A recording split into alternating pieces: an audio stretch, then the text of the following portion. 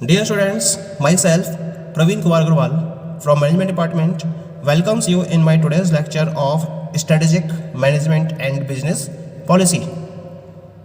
जैसा कि previous lecture में हमने टॉपिक स्टार्ट किया था that was the classification of business policy, और इसमें हमने डिफरेंट बेसिस पर बिजनेस पॉलिसी को क्लासिफाई किया था, और इसमें से हमने ओरिजिन के बेसिस पर और लेवल के बेसिस पर डिफरेंट टाइप की बिजनेस पॉलिसीज़ को डिस्कस किया था।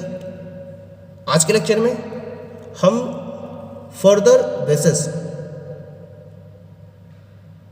को फॉलो करते हुए डिफरेंट टाइप की बिजनेस पॉलिसीज को डिस्कस करेंगे, जिसमें द थर्ड और सी classification of business policy is on the basis of the managerial function.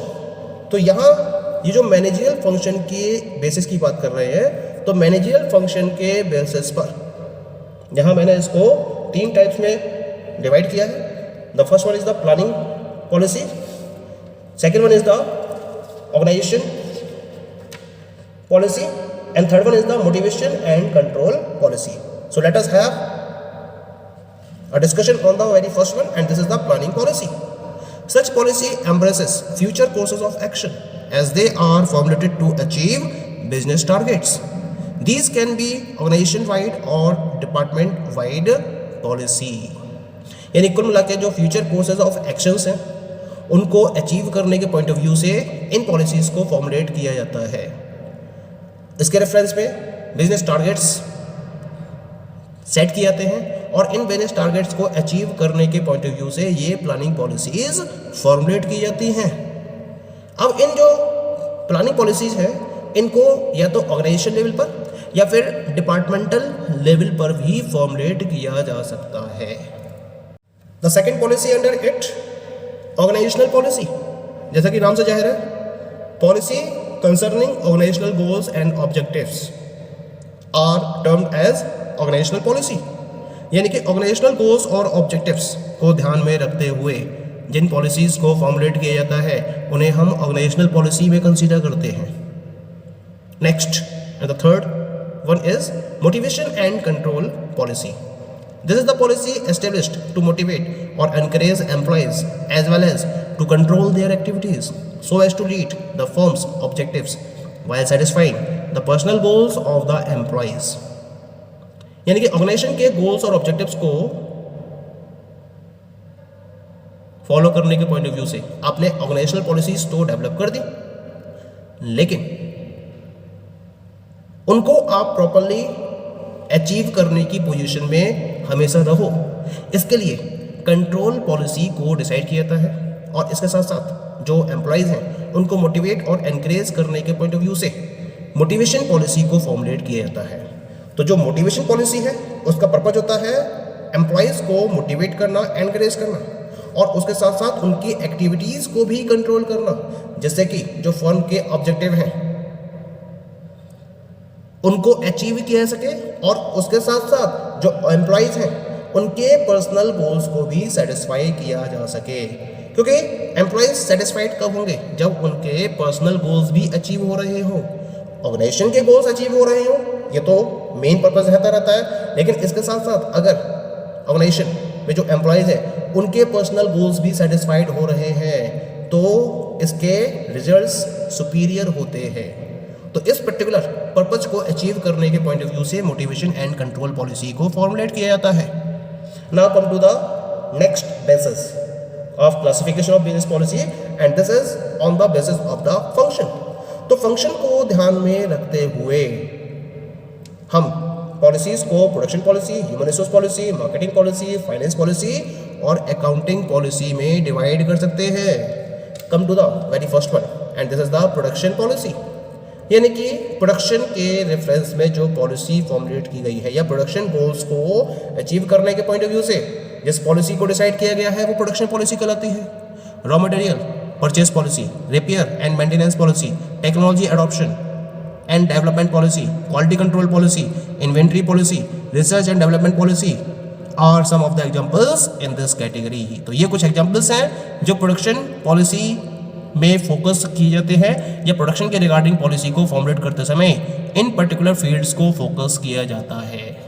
Clear. Now come to the human resource policy, यानी कि ऑर्गेनाइजेशन में जो ह्यूमन रिसोर्स डिपार्टमेंट है वो अपने गोल्स को अचीव करने के पॉइंट ऑफ व्यू से जो पॉलिसी फॉर्मुलेट करता है या अपने फंक्शन को प्रॉपरली परफॉर्म करने के पॉइंट ऑफ व्यू से जो पॉलिसी फॉर्मुलेट करता है उसको ह्यूमन रिसोर्स पॉलिसी में कंसीडर किया जाता है।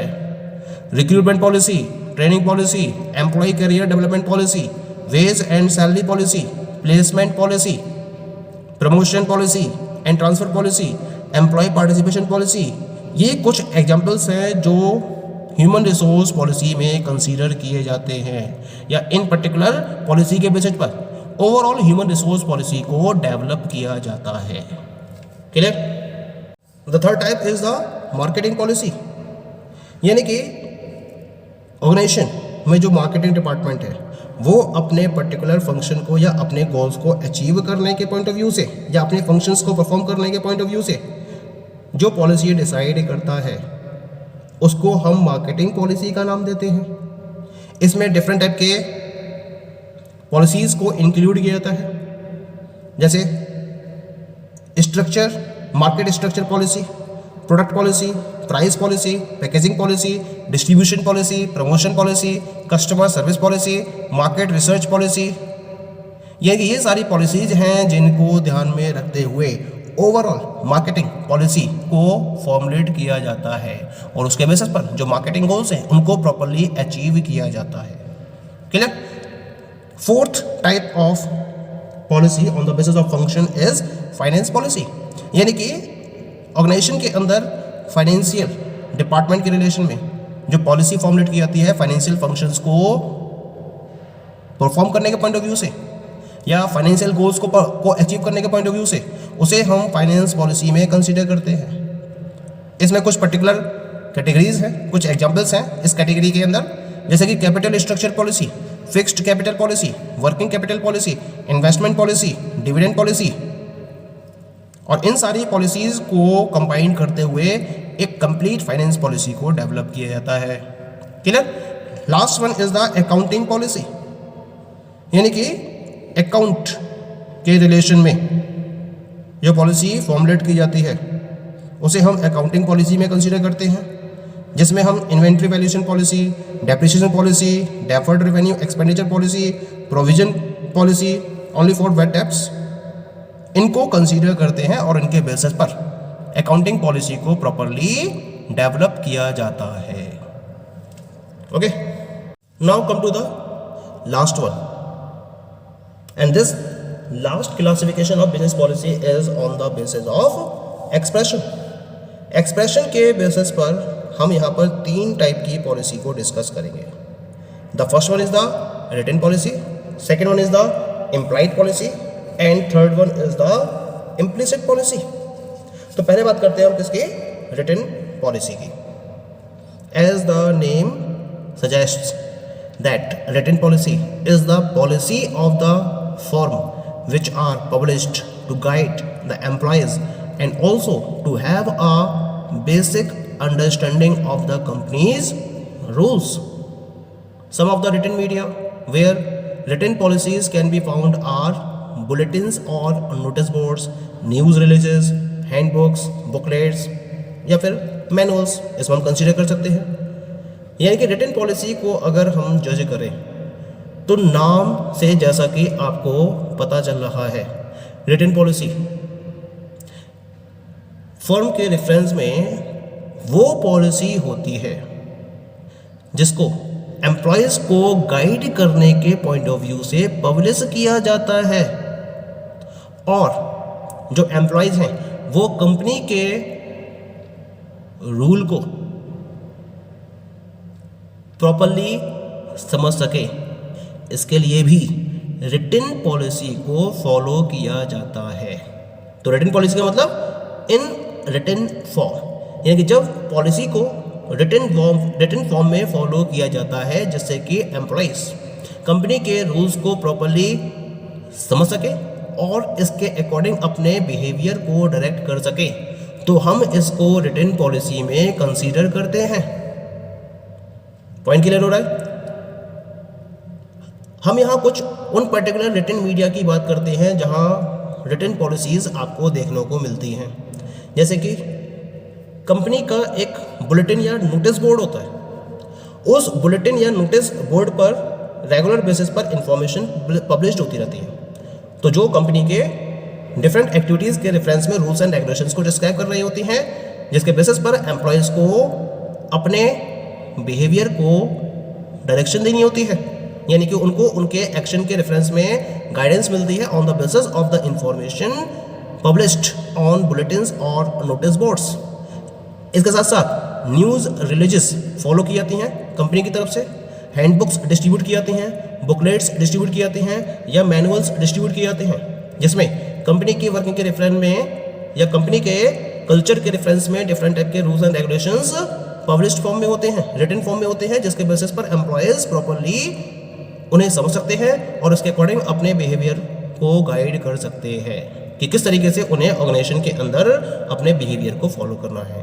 तो हम इन पॉलिसी को रिटन पॉलिसी का नाम देते हैं। सेकेंड कैटेगरी है इसके अंदर जिसे हम नाम देते हैं इम्प्लाइड पॉलिसी का। इम्प्लाइड पॉलिसी का मतलब क्या होता है? Policy which emerges from the conduct are implied policies. It emanates in the area where existing policies are not in force। यानी कि किसी एक पर्टिकुलर पर्सन के बिहेवियर के बेसिस पर या कंडक्ट के बेसिस पर जो पॉलिसीज इमर्ज होती हैं वो इम्प्लाइड पॉलिसी कहलाती है। यानी कि जब एग्जिस्टिंग पॉलिसीज अवेलेबल नहीं होती हैं, यानी किसी पर्टिकुलर वर्किंग के या फंक्शन के रेफरेंस में अगर पॉलिसी को डिसाइड नहीं किया गया है, तो जिस तरीके से कंसर्न पर्सन के द्वारा उस पर्टिकुलर फंक्शन को परफॉर्म किया जाता है, तो उसको परफॉर्म करने के रिलेशन में वो अपनी तरफ से जो पॉलिसीज़ को फ्रेम कर रहा है, फॉर्मुलेट कर रहा है, वो इम्प्लाइड पॉलिसी बन जाती है। इसी वजह हम यहाँ कह रहे हैं क्या, जो पॉलिसी है इम्प्लाइड पॉलिसी जो है, this emerges from the conduct of the person concerned। That is clear? Now come to the third one, and third one is the implicit policy। Implicit policy क्या होती है? Policy that is communicated by word of mouth by the key people in the organization is called implicit policy। यानी कि जब कोई proper policy top level management के द्वारा provided नहीं होती हैं और ऑर्गेनाइजेशन के अंदर जो की पीपल है उनके द्वारा एक पर्टिकुलर वर्क को परफॉर्म करने के रेफरेंस में जो डायरेक्शंस दी जाती हैं या जो उनके वर्ड ऑफ माउथ होते हैं, जो उनके द्वारा कम्युनिकेट किए जाते हैं, तो ये एक पॉलिसी में कन्वर्ट हो जाते हैं।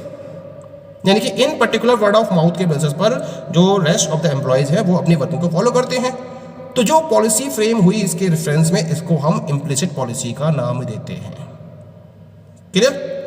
तो हम एक्सप्रेशन के बेसिस पर यहाँ पॉलिसी को इस तरह से 3 पार्ट में डिवाइड कर रहे हैं। एक तो रिटन पॉलिसी, इम्प्लाइड पॉलिसी और तीसरी हो गई implicit policy. Okay, thank you.